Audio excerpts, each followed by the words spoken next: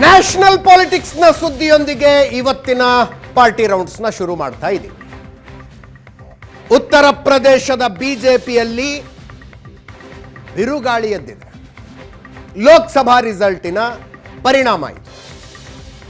ಕಳೆದ ಸಲಕ್ಕಿಂತಲೂ ಹೆಚ್ಚು ಸ್ಥಾನಗಳನ್ನ ಗೆಲ್ಲುವ ಹುರುಪಿನಲ್ಲಿದ್ದ ಬಿಜೆಪಿ, ಉತ್ತರ ಪ್ರದೇಶವನ್ನು ಕ್ಲೀನ್ ಸ್ವೀಪ್ ಮಾಡ್ತೀವಿ ಅಂತಿದ್ದ ಬಿಜೆಪಿ ಅಲ್ಲಿ ಕಳೆದ ಸಲಕ್ಕೆ ಹೋಲಿಸಿದರೆ 39 ಕಡಿಮೆ ಸ್ಥಾನಗಳನ್ನು ಪಡೀತು. -39. ರಾಮ ಮಂದಿರ ಲೋಕಾರ್ಪಣೆಯ ಹುರುಪಿನಲ್ಲಿ ಉತ್ತರ ಪ್ರದೇಶದಲ್ಲಿ ಬಿರುಗಾಳಿಯ ರೀತಿಯಲ್ಲಿ ಗೆದ್ದು ಬಿಡ್ತೀವಿ ಅಂತ ಇದ್ದ ಬಿಜೆಪಿ ಮುಖಂಡರು ಅಯೋಧ್ಯೆ ಇರುವ ಫೈಜಾಬಾದ್ ಲೋಕಸಭಾ ಕ್ಷೇತ್ರವನ್ನೇ ಗೆಲ್ಲೋದಕ್ಕಾಗಲಿಲ್ಲ. ಅದಾದ ನಂತರ ಉತ್ತರ ಪ್ರದೇಶದ ಬಿಜೆಪಿಯಲ್ಲಿ ಒಳಬೇಗುದಿ. ಒಂದು ಕಡೆ ರಾಜ್ಯಾಧ್ಯಕ್ಷರು ವರ್ಸಸ್ ಮುಖ್ಯಮಂತ್ರಿ ಆಗಿದೆ, ಉಪಮುಖ್ಯಮಂತ್ರಿ ವರ್ಸಸ್ ಮುಖ್ಯಮಂತ್ರಿ ಆಗ್ತಾ ಇದೆ. ರಾಜ್ಯಾಧ್ಯಕ್ಷರು ರಾಷ್ಟ್ರೀಯ ಅಧ್ಯಕ್ಷ ಜೆ.ಪಿ. ನಡ್ಡಾ ಅವರನ್ನ ಭೇಟಿಯಾಗಿ ಗಂಟೆಗಟ್ಟಲೆ ಮಾತುಕತೆ ನಡೆಸಿದ್ದಾರೆ. 15 ಪುಟಗಳ ರಿಪೋರ್ಟ್ ಕೊಟ್ಟಿದ್ದಾರೆ. ಯಾಕೆ ಸೋಲಾಯಿತು? ಕಳೆದ ಸಲಕ್ಕಿಂತ ಸುಮಾರು 8.5% ವೋಟ್ ಕಡಿಮೆಯಾಗಿದೆ ಬಿಜೆಪಿ. BSP 10% vote ಕಳ್ಕೊಂಡಿದೆ.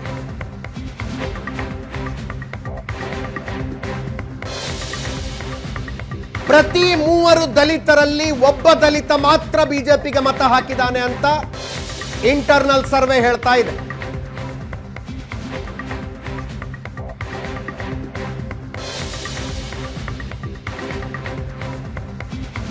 ಯಾವ ಸಮುದಾಯಗಳು ಹೇಗೆ ವೋಟ್ ಹಾಕಿವೆ ಅನ್ನೋದರ ವಿವರಗಳ ಸಮೇತ 15 ಪುಟಗಳ ರಿಪೋರ್ಟ್ ಒಂದನ್ನು ಬಿಜೆಪಿ ರಾಜ್ಯಾಧ್ಯಕ್ಷರು ಬಿಜೆಪಿ ರಾಷ್ಟ್ರೀಯ ಅಧ್ಯಕ್ಷರಿಗೆ ಕೊಟ್ಟಿದ್ದಾರೆ.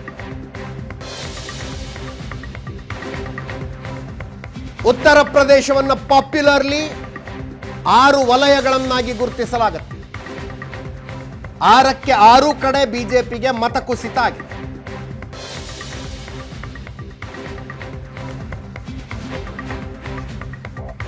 ಹಿಂಗ್ ಯಾಕಾಯ್ತು ಅಂತ ಕಾರಣಗಳನ್ನ ವಿವರಿಸಿದ್ದಾರೆ. ಭೂಪೇಂದ್ರ ಚೌಧರಿ ಉತ್ತರ ಪ್ರದೇಶ ಬಿಜೆಪಿ ಅಧ್ಯಕ್ಷ.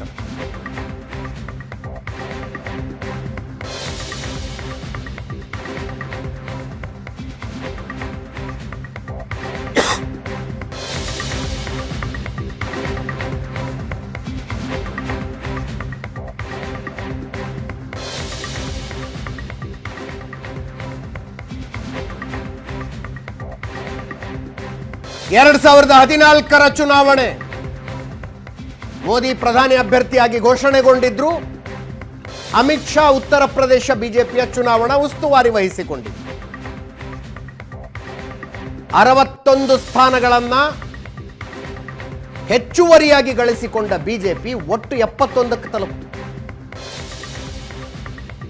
2014 ಚುನಾವಣೆಯಲ್ಲಿ 2009ರಲ್ಲಿ ಬರೀ 10 ಕ್ಷೇತ್ರಗಳನ್ನು ಬಿಜೆಪಿ ಗೆದ್ಕೊಂಡಿತ್ತು. 2014ರಲ್ಲಿ +61 ಆಯಿತು ಬಿಜೆಪಿ. 71ಕ್ಕೆ ಏರ್ತು ಟೋಟಲ್ ಸಂಖ್ಯೆ. 80ರ ಪೈಕಿ 71 ಬಿಜೆಪಿ ಗೆದ್ಕೊಂಡಿತ್ತು. 2019ರ ಚುನಾವಣೆ 2014ಕ್ಕಿಂತ 9 ಕಡಿಮೆ ಆಯಿತು. 62 ಕ್ಷೇತ್ರಗಳನ್ನು ಬಿಜೆಪಿ ಗೆಲ್ತು. ಈ ಸಲ 33, ಕಳೆದ ಸಲಕ್ಕಿಂತ 29 ಸ್ಥಾನ ಕಡಿಮೆ, -29. ಕಾಂಗ್ರೆಸ್ನ ಪರ್ಫಾರ್ಮೆನ್ಸ್ ನೋಡಿ. 2014ರಲ್ಲಿ 2009ಕ್ಕೆ ಹೋಲಿಸಿದ್ರೆ 19 ಸ್ಥಾನಗಳನ್ನು ಕಳೆದುಕೊಂಡಿತು ಕಾಂಗ್ರೆಸ್. ಗೆದ್ದಿದ್ದು 2, ಅಮೇಥಿ ಮತ್ತು ರಾಯ್ಬರೇಲಿ. 2014ರಲ್ಲಿ ಸೋನಿಯಾ ಗಾಂಧಿ ರಾಹುಲ್ ಗಾಂಧಿ ಇಬ್ಬರೇ ಗೆದ್ರು. 2019ರಲ್ಲಿ ರಾಹುಲ್ ಗಾಂಧಿ ಅಮೇಥಿಯಿಂದ ಸೋತು ಬಿಟ್ರು. ರಾಯ್ಬರೇಲಿಯಿಂದ ಸೋನಿಯಾ ಗಾಂಧಿ ಒಬ್ಬರೇ ಗೆದ್ದಿದ್ದು. 2019 2014ಕ್ಕೆ ಹೋಲಿಸಿದ್ರೆ -1 ಆಯಿತು ಕಾಂಗ್ರೆಸ್ಸಿಗೆ. ಈ ಸಲ 6 ಕ್ಷೇತ್ರಗಳನ್ನು ಕಾಂಗ್ರೆಸ್ ಗೆದ್ಕೊಂಡಿದೆ. 6, ಕಳೆದ ಸಲಕ್ಕಿಂತ 5 ಹೆಚ್ಚಾಗಿದೆ. ನೋಡಬೇಕಾಗಿರೋದು ಸಮಾಜವಾದಿ ಪಕ್ಷದ ಪರ್ಫಾರ್ಮೆನ್ಸ್. ಅಖಿಲೇಶ್ ಯಾದವ್ ನೇತೃತ್ವದಲ್ಲಿ ಫೈಟ್ ಕೊಟ್ಟ ಸಮಾಜವಾದಿ ಪಕ್ಷ 37 ಕ್ಷೇತ್ರಗಳನ್ನು ಗೆದ್ದುಕೊಂಡಿತು. ಕಳೆದ ಸಲ ಬರೀ 5 ಇದ್ರು. 2019ರಲ್ಲಿ 5 ಕ್ಷೇತ್ರಗಳನ್ನು ಗೆದ್ದುಕೊಂಡಿದ್ದ ಸಮಾಜವಾದಿ ಪಕ್ಷ ಈ ಸಲ 37. 2014ರಲ್ಲೂ 5 ಸ್ಥಾನಗಳಿದ್ವು ಸಮಾಜವಾದಿ ಪಕ್ಷಕ್ಕೆ. BSP 2014ರಲ್ಲಿ 0 ಆಗಿತ್ತು. 2019ರಲ್ಲಿ 10 ಕ್ಷೇತ್ರ ಗೆದ್ದುಕೊಂಡಿದ್ರು. ಈ ಸಲ 0 ಆಗಿದ್ದಾರೆ ಮತ್ತೆ. ಇದು ಪರ್ಫಾರ್ಮೆನ್ಸ್. ಕಳೆದ ಸಲಕ್ಕೆ ಹೋಲಿಸಿದರೆ 29 ಸ್ಥಾನಗಳು ಕಡಿಮೆಯಾಗಿದ್ದಾವೆ ಬಿಜೆಪಿ. 62 ಕಳೆದ ಸಲದ ಸಂಖ್ಯೆ, ಅದಕ್ಕಿಂತ ಜಾಸ್ತಿ ಹೋಗುವ ಪರಿಕಲ್ಪನೆಯಲ್ಲಿ ಬಿಜೆಪಿಯವರಿದ್ದು.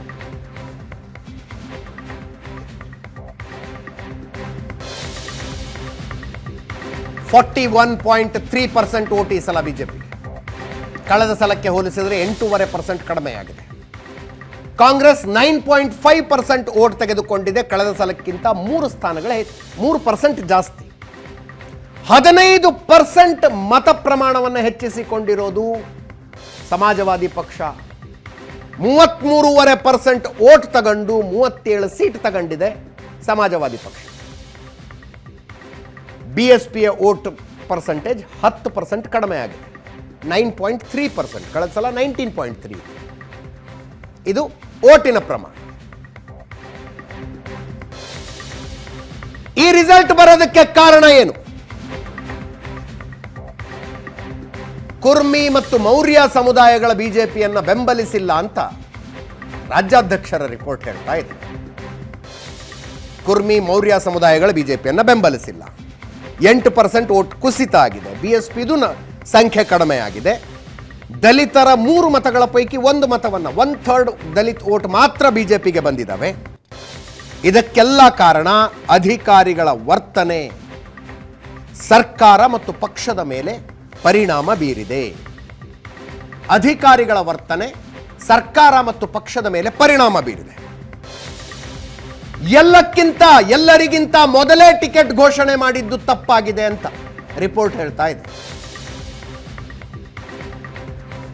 ಎಲ್ಲರಿಗಿಂತ ಮೊದಲೇ ಟಿಕೆಟ್ ಘೋಷಣೆ ಮಾಡಿಬಿಟ್ವಿ, ಆವಾಗ ಟಿಕೆಟ್ ವಂಚಿತರು ಪ್ರಚಾರಕ್ಕೆ ಬರಲಿಲ್ಲ, ದೂರ ಉಳಿದುಬಿಟ್ರು ಪ್ರಚಾರದಿಂದ. ತುಂಬಾ ಮೊದಲೇ ಬಿಜೆಪಿ ಪ್ರಚಾರ ಮಾಡಿ ಮುಗಿಸ್ಬಿಡ್ತು ಅಂತ. ಈ ಎಲ್ಲ ಕಾರಣಗಳಿಗೆ ನಮಗೆ ಹಿನ್ನಡೆಯಾಗಿದೆ. ಇನ್ನು ಜನರಿಗೆ ಬಿಜೆಪಿ ಸರ್ಕಾರದ ಮೇಲೆ ಸಿಟ್ಟು ಯಾಕೆ? ಕಾರಣಗಳನ್ನು ಕೊಟ್ಟಿದ್ದಾರೆ. ಸರ್ಕಾರಿ ಹುದ್ದೆಗಳ ಪರೀಕ್ಷೆಯ ಪೇಪರ್ಗಳ ಮತ್ತೆ ಲೀಕ್ ಆದ ಕ್ವಶನ್ ಪೇಪರ್ ಲೀಕ್. ಅಗ್ನಿಪಥ್ ಯೋಜನೆಯ ವಿರುದ್ಧ ಉತ್ತರ ಪ್ರದೇಶದ ಯುವಕರಲ್ಲಿ ಅಸಮಾಧಾನ ಇತ್ತು.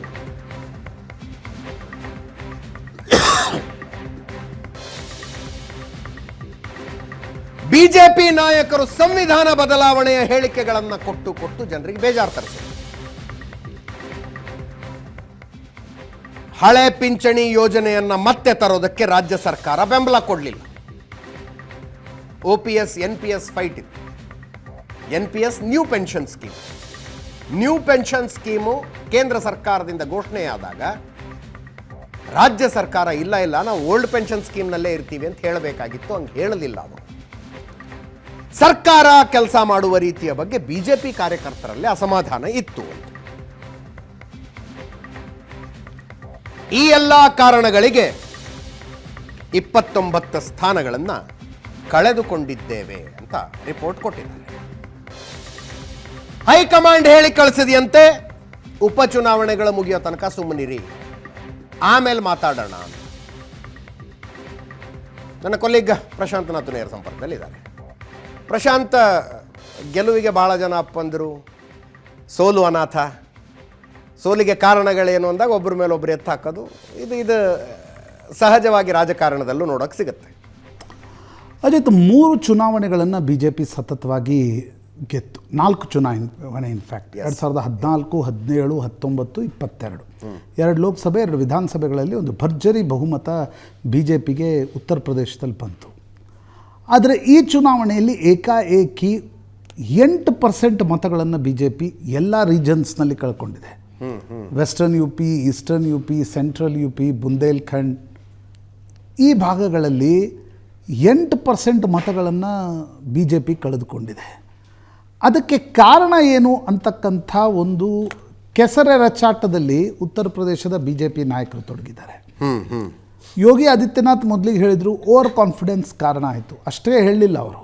ಓಕೆ, ಇವತ್ತು ಯಾರ್ಯಾರು ನೀವು ಅಧಿಕಾರ ಅನುಭವಿಸ್ತಾ ಇದ್ದೀರಿ, 2027ರಲ್ಲೂ ಇದೇ ರೀತಿಯ ಒಳ ಜಗಳ ನಡೆದ್ರೆ, ಅಧಿಕಾರವನ್ನು ಆಗ ಕಳೆದುಕೊಂಡ್ರೆ ಈ ಪ್ರತಿಷ್ಠೆ ಅಧಿಕಾರ ಎಲ್ಲವೂ ಒಂದೇ ದಿನಕ್ಕೆ ಹೊರಟು ಹೋಗಿಬಿಡುತ್ತೆ ಅನ್ನೋದನ್ನು ಸ್ವತಃ ಯೋಗಿ ಆದಿತ್ಯನಾಥ್ UP BJPಯ ಆತ್ಮಾವಲೋಕನ ಸಭೆಯಲ್ಲಿ ಹೇಳಿದರು. ಆ ಸಭೆಯ ನಂತರ ಕೇಶವ ಪ್ರಸಾದ್ ಮೌರ್ಯ ಅಲ್ಲೇ ಮಾತನಾಡ್ತಾ ಹೇಳಿದರು, ಯಾವ ವ್ಯಕ್ತಿಯೂ ಕೂಡ ಸಂಘಟನೆಗಿಂತ ದೊಡ್ಡವರಲ್ಲ ಅಂತ. ನನಗನ್ಸುತ್ತೆ it's more of central BJP versus Yogi Adityanath than Keshava Prasad Maurya versus Yogi Adityanath. ಯಾಕಂದರೆ ಕೇಶವ ಪ್ರಸಾದ್ ಮೌರ್ಯರಿಗೆ 2022ರ ಸಿರಾಯು ಕ್ಷೇತ್ರದಿಂದ ಅವರು ಚುನಾವಣೆ ಸೋತರೂ ಕೂಡ ಅವರನ್ನು ಉಪಮುಖ್ಯಮಂತ್ರಿ ಮಾಡಿದ್ದು ಅಮಿತ್ ಶಾ, ಕೇಂದ್ರ ಗೃಹ ಸಚಿವ ಅಮಿತ್ ಶಾ. ನೀವು ರಾಷ್ಟ್ರೀಯ ರಾಜಕಾರಣದ ಪರಿಪ್ರೇಕ್ಷ್ಯದಿಂದ ನೋಡಿದ್ರೆ ಮೋದಿ ಉತ್ತರಾಧಿಕಾರಿ ಯಾರು ಅನ್ನುವ ಪ್ರಶ್ನೆ ಬಂದಾಗ 2 ಹೆಸರುಗಳು ಕಾಣ್ತವೆ, ಸ್ಪಷ್ಟವಾಗಿ ಕಾಣುತ್ತೆ. ಅಮಿತ್ ಶಾ ಅಥವಾ ಯೋಗಿ. ಒಂದು ಅಮಿತ್ ಶಾ, ಒಂದು ಯೋಗಿ ಆದಿತ್ಯನಾಥ್. ಹೀಗಾಗಿ ಈಗಿನ ಬೆಳವಣಿಗೆಗಳು ಆ ಒಂದು ದೊಡ್ಡ ಬ್ಯಾಟಲ್ನ ಫಲಶ್ರುತಿಯ ಈ ಪ್ರಶ್ನೆ ಹೇಳೋದು ಸ್ವಾಭಾವಿಕ. ಉತ್ತರ ಪ್ರದೇಶದಲ್ಲಿ ಇದನ್ನೇ ಅನೇಕ ನಾಯಕರು ಇಂಡಿಕೇಟ್ ಮಾಡ್ತಾಯಿದ್ರು, ವಿಪಕ್ಷಗಳು ಕೂಡ ಇದನ್ನೇ ಹೇಳ್ತಾ ಇದ್ವು. ಆದರೆ ಪಾರ್ಟಿಯ ಸಂಘಟನೆ ಒಂದು ರಿಪೋರ್ಟನ್ನು 15 ಪೇಜ್ನ ಒಂದು ರಿಪೋರ್ಟನ್ನು ನಿನ್ನೆ JP ನಡ್ಡಾ ಅವರಿಗೆ ಕೇಶವ ಪ್ರಸಾದ್ ಮೌರ್ಯ ಮತ್ತು BJPಯ ಅಲ್ಲಿನ ಅಧ್ಯಕ್ಷ ಭೂಪೇಂದ್ರ ಚೌಧರಿ ಒಂದು ರಿಪೋರ್ಟನ್ನು ನೀಡಿದ್ದಾರೆ. ಆ ರಿಪೋರ್ಟ್ನಲ್ಲಿ 3-4 ಅಂಶಗಳು ಪ್ರಮುಖವಾಗಿವೆ. ಗುಜರಾತ್ನಲ್ಲಿ ನರೇಂದ್ರ ಮೋದಿ ಮುಖ್ಯಮಂತ್ರಿಯಾಗಿದ್ದಾಗ ಯಾವ ಆರೋಪಗಳು ಕೇಳಿ ಬರ್ತಾ ಇದ್ವೋ ಅದೇ ಮೊದಲನೆಯ ಡಿಬ್ಯಾಕಲ್ನ ಸಂಗತಿ ಇದೆ. ಏನು, MLAಗಳಿಗೆ ಪವರ್ ಇಲ್ಲ, ಹೀಗಾಗಿ ಕಾರ್ಯಕರ್ತನ ಕೇಳೋರಿಲ್ಲ, ಇಡೀ ಜಿಲ್ಲೆಯನ್ನು DM ನಡೆಸ್ತಾರೆ ಅಂತ, ಮ್ಯಾಜಿಸ್ಟ್ರೇಟ್ ನಡೆಸ್ತಾರೆ, ಜಿಲ್ಲಾಧಿಕಾರಿ ನಡೆಸ್ತಾ ಇದ್ದಾರೆ. ಆದರೆ MLAಯ ಮಾತನ್ನು ಕೂಡ DM ಕೇಳೋಲ್ಲ, ಯಾಕಂದರೆ ಮುಖ್ಯಮಂತ್ರಿಗಳ ಸ್ಪಷ್ಟ ನಿರ್ದೇಶನ ಇದೆ, ನೀವು ಕಾನೂನು ಸುವ್ಯವಸ್ಥೆಯ ಪ್ರಶ್ನೆ ಬಂದಾಗ ಯಾರನ್ನೂ ಕೂಡ ಕೇಳುವ ಅವಶ್ಯಕತೆ ಇಲ್ಲ ಅನ್ನೋದನ್ನು ಯೋಗಿ ಆದಿತ್ಯನಾಥ್ ಆ ಅಧಿಕಾರವನ್ನು ಜಿಲ್ಲಾಧಿಕಾರಿಗಳಿಗೆ ಕೊಟ್ಟುಬಿಟ್ಟಿದ್ದಾರೆ. ಹೀಗಾಗಿ MLA ವಿಧಾಯಕ ಏನಿದ್ದಾನೆ, ಆ ವಿಧಾಯಕನಿಗೆ ಏನು ಭಾಳ ದೊಡ್ಡ ಅಧಿಕಾರ ಸಿಗುತ್ತೆ ಅಥವಾ ತನ್ನ ಮಾತು ಕೇಳೋರು ಇಲ್ಲ, ಲೆಕ್ಕಕ್ಕುಂಟು ಆಟಕ್ಕಿಲ್ಲ ಅನ್ನೋ ಥರ MLAಗಳಾಗಿದ್ದಾರೆ ಅಂತಕ್ಕಂಥದ್ದು. ಎರಡನೇ ಆರೋಪ ನೋಡಿ, ಕಳೆದ 2 ವರ್ಷಗಳಲ್ಲಿ 8 ಪೇಪರ್ ಲೀಕ್ಗಳು ಉತ್ತರ ಪ್ರದೇಶದಲ್ಲಿ ನಡೆದಿವೆ. ಈಗ ನಾವು ನೀಟ್ ಪೇಪರ್ ಲೀಕನ್ನು ನೋಡ್ತಾ ಇದ್ದೀವಿ. ಆ ತರಹದ 8 ಪೇಪರ್ ಲೀಕ್ನ ಘಟನೆಗಳು ಉತ್ತರ ಪ್ರದೇಶದಲ್ಲಿ ನಡೆದಿವೆ.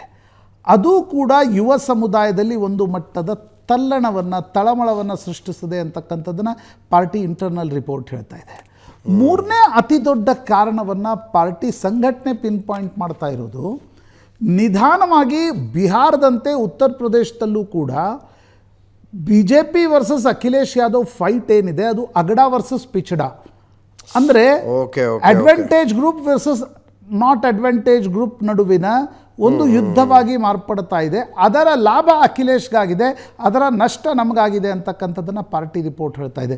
ಅದರಲ್ಲಿ 2 ಜಾತಿಗಳನ್ನು ಸ್ಪೆಸಿಫಿಕಲಿ ಉಲ್ಲೇಖ ಮಾಡಲಾಗಿದೆ ಪಾರ್ಟಿಯ ಇಂಟರ್ನಲ್ ರಿಪೋರ್ಟ್ನಲ್ಲಿ. ನೋಡಿ, ನರೇಂದ್ರ ಮೋದಿ ಉಚ್ಚಾಯಕ್ಕೆ ಬಹುದೊಡ್ಡ ಕಾರಣ ಏನು, ಅದರ್ OBCಸ್ಗಳು ದೊಡ್ಡ ಪ್ರಮಾಣದಲ್ಲಿ UP, ಬಿಹಾರ್, ಉತ್ತರ ಭಾರತದಲ್ಲಿ BJP ಜೊತೆಗೆ ಬಂದಿತ್ತು. ಅಂದರೆ ಯಾದವ ಬಾಹುಳ್ಯ ಇದ್ದಲ್ಲಿ ಯಾದವೇತರ ಹಿಂದುಳಿದವರು ಉತ್ತರ ಪ್ರದೇಶ, ಬಿಹಾರದಲ್ಲಿ, ಹರಿಯಾಣದಲ್ಲಿ ಜಾಟ್ ಹೊರತುಪಡಿಸಿದ ಉಳಿದ ಸಮುದಾಯಗಳು BJP ಜೊತೆಗೆ ಬಂದಿದ್ದರಿಂದ ಒಂದು ದೊಡ್ಡ ಲಾಭ ಆಯಿತು.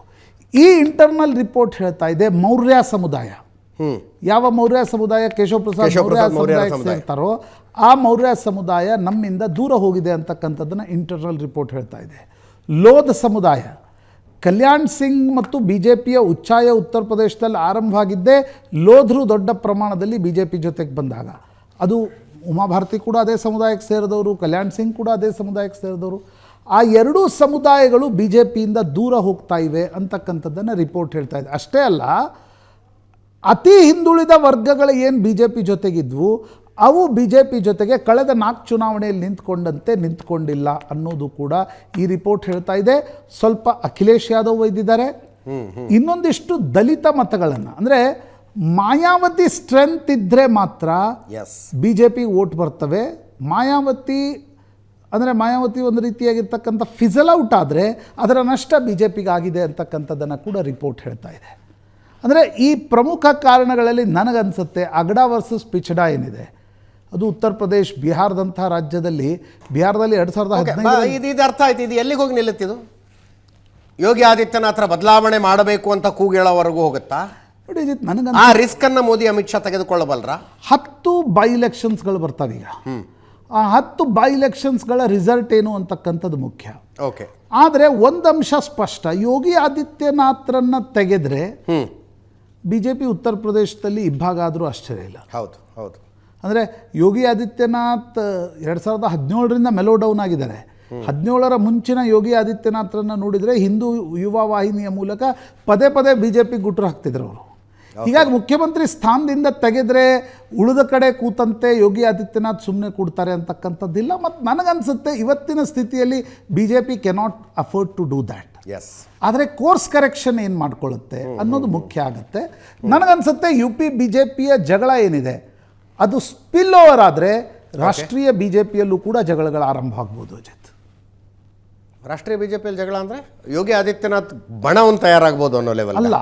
ಯೋಗಿ ಆದಿತ್ಯನಾಥ್ರ ಮತ್ತು ಕೇಶವ್ ಪ್ರಸಾದ್ ಮೌರ್ಯ ಉಳಿದವರ ಈ ಬಣ ಬಡಿದಾಟದ ಸ್ಪೆಕ್ಯುಲೇಷನ್ಸ್ಗಳೇನು ಬರ್ತಾ ಇವೆ, ಇವು ಹೀಗೆ ಮುಂದುವರೆದ್ರೆ ಓಕೆ ಇದು ರಾಷ್ಟ್ರೀಯ BJPಯ ರಾಜಕಾರಣದ ಮೇಲೂ ಕೂಡ ಪರಿಣಾಮವನ್ನು ಬೀರ್ತಕ್ಕಂಥ ಅಂಶ ಅದು. ಯಾಕಂದರೆ Yogi Adityanath is not Modi popular like Modi, but he is hugely popular. ನೀವು ಅಂಥ ನಾಯಕರನ್ನು ಬದಲಾವಣೆ ಮಾಡೋಕ್ಕೆ ಅಥವಾ ಈಗೇನಿದೆ ಉತ್ತರ ಪ್ರದೇಶದಲ್ಲಿ ಏನಾಯಿತು, ರಜಪೂತ್ರು ಯಾಕೆ ದೂರ ಹೋದರು, ಯೋಗಿ ಆದಿತ್ಯನಾಥರನ್ನ ಬದಲಾಯಿಸ್ತಾರೆ ಅಂತಕ್ಕಂಥ ಚರ್ಚೆ ಶುರುವಾಯಿತು. ಈಗ ಅದನ್ನು ವಿರೋಧ ಪಕ್ಷಗಳು ಚರ್ಚೆ ಹುಟ್ಟಾಕಿದ್ವು ಅಂತ ಆಗ BJP ಹೇಳ್ತು. ಬಟ್ ಈಗ ಗೊತ್ತಾಗ್ತಾ ಇದೆ ನಿಜ ಇತ್ತು, ದಟ್ ವಾಸ್ ಆನ್ ಕಾರ್ಡ್. ಹಾಗೇನಾದರೂ ಆದರೆ ನನಗನ್ಸುತ್ತೆ ಆ ಜಗಳ can spill over to national BJP also. ಈಗೇನು ನ್ಯಾಷನಲ್ BJPಯಲ್ಲಿ ಒಂದು ರೀತಿಯ ಮೌನ ಇದೆ, ಅದು ಯಾವ ರೀತಿ ಸ್ಪಿಲ್ ಓವರ್ ಆಗುತ್ತೆ ಅಂತ ಹೇಳಲಿಕ್ಕೆ ಬರಲ್ಲ. ಆ ಕಾರಣದಿಂದ ಉತ್ತರ ಪ್ರದೇಶದ BJP ರಾಜಕಾರಣವನ್ನು ತುಂಬ ಕುತೂಹಲದಿಂದ ಗಮನಿಸಲಾಗ್ತಾ ಇದೆ. ಎಸ್, ಬರ್ತೀನಿ ಪ್ರಶಾಂತ್.